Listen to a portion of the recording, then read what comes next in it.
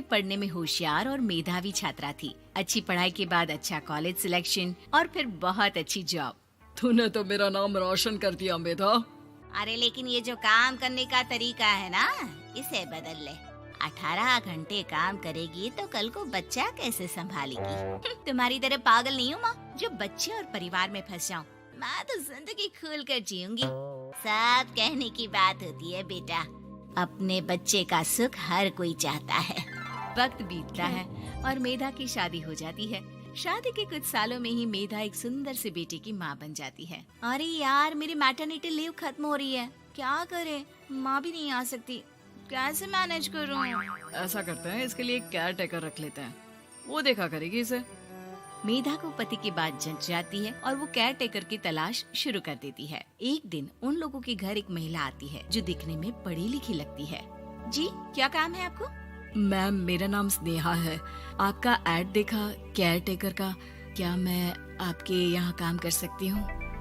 हाँ, क्यों नहीं, लेकिन आप तो अच्छे घर की लगती हैं, फिर नौकरी क्यों?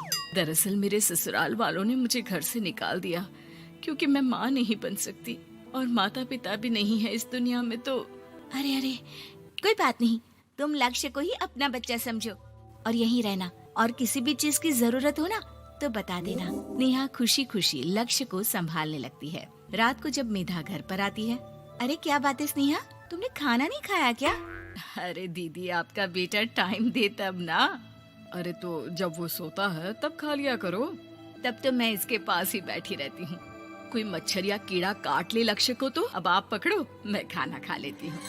स्नेहा वहाँ से चली जाती है। बहुत ही अच्छे से ख्याल रख रही है ये लक्ष्य का। मेधा, इतना तो शायद तुम भी ध्यान नहीं देती।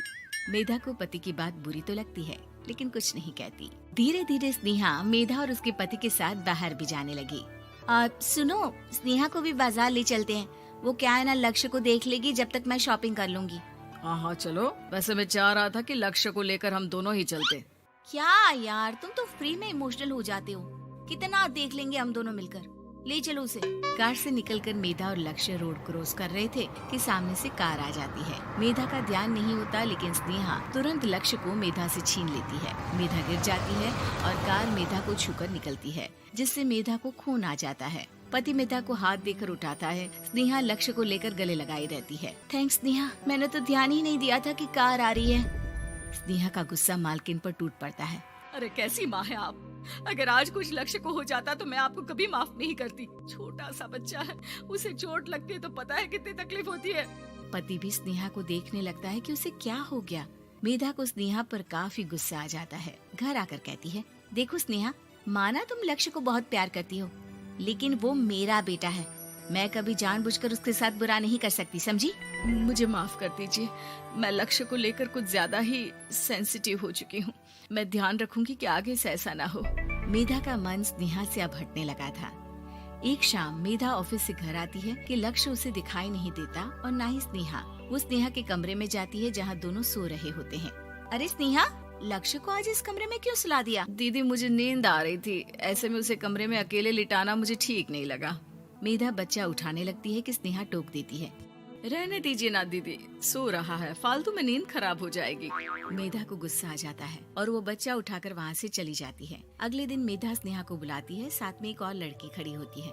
स्नेहा, अब तुम अपना कुछ और देख लो, हम लोगों को नई केयर टेकर मिल गई है, तुम इस हफ्ते घर छोड़ देना। स्नेहा का मन लक्ष्य को छोड़ने का नहीं करता, लेकिन नौकरी तो नौकरी होती है ना। स्नेहा घर से चली जाती है। धीरे धीरे महीने और साल बीतते जाते हैं और लक्ष्य एक नौजवान लड़का हो जाता है। लक्ष्य, आज मुझे मंदिर जाना है, ले चलोगे? ठीक है माँ, एक काम करके अभी वापस आता हूँ, तब तक आप और पापा दोनों तैयार हो जाइए। दोनों तैयार होकर बैठ जाते हैं, लेकिन लक्ष्य काफी देर तक नहीं आता। अरे मेधा, फोन तो करो लक्ष्य को, देखो क्या हो गया उसे। मेधा फोन करती है तो पता चलता है कि लक्ष्य का एक्सीडेंट हो गया है और वो सिटी अस्पताल में है। जल्दी चलिए, पता नहीं कैसा होगा मेरा बेटा। अरे चिंता ना करो, सब ठीक होगा, मैं अभी कार निकालता हूँ। दोनों मियाँ बीवी अस्पताल पहुँचते हैं, जहाँ वो लोग देखते हैं कि लक्ष्य बिस्तर पर पड़ा होता है। एक महिला इन्हें यहाँ लेकर आई है, वो वहाँ बैठी है, लेकिन फिलहाल तो आप लोगों को इनके लिए किडनी का प्रबंध करना होगा। एक्सीडेंट में इसकी किडनी डैमेज हो गई है। मेरी ले लीजिए डॉक्टर साहब, मेरे बेटे को बचा लीजिए। नहीं नहीं, आप माँ हैं, आपकी नहीं ले सकते, पिता की भी नहीं। आप किसी रिलेटिव या दोस्त से पता कर लें, और हाँ थोड़ा जल्दी करें क्योंकि देर होने से मामला बिगड़ सकता है। मेधा बैठकर रोने लगती है कि वहाँ डॉक्टर आ जाते हैं। जिस औरत ने आपके बेटे को यहाँ भर्ती कराया था वो अपनी किडनी आपके बेटे को देना चाहती है। हाँ? कौन है वो? कहाँ है वो? तभी वहाँ स्नेहा आ जाती है। स्नेहा तुम? मैं लक्ष्य को पहचान नहीं पाई थी, लेकिन आप लोगों को देखकर समझ गई कि ये लक्ष्य है, इसलिए वापस आ गई। मैं अपनी किडनी आपके बेटे को देना चाहती हूँ। मेरी अपनी तो कोई औलाद नहीं, लेकिन लक्ष्य में मैंने हमेशा अपना बच्चा देखा। तुम धन्य हो स्नेहा, जो इतने साल में भी लक्ष्य को भूल नहीं पाई। सही मामले में तो वो तुम्हारा ही बच्चा होगा, क्योंकि जन्म भले ही मैंने दिया हो, लेकिन आज तुम उसकी जिंदगी बचा रही हो।